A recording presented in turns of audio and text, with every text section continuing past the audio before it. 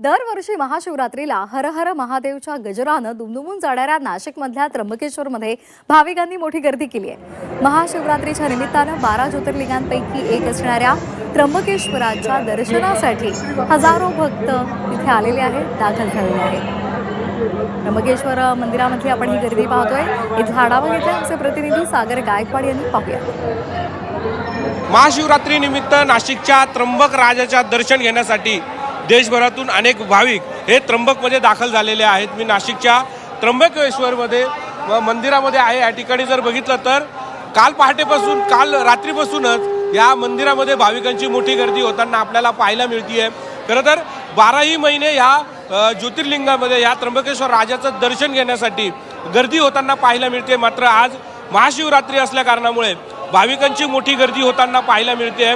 बम बम भोलेच्या गजरात या भाविक जे त्र्यंबक राजाचं दर्शन घेताना आपल्याला पाहायला मिळत आहे। तून आलेला आहात, किती वेळ झाला मंदिरात?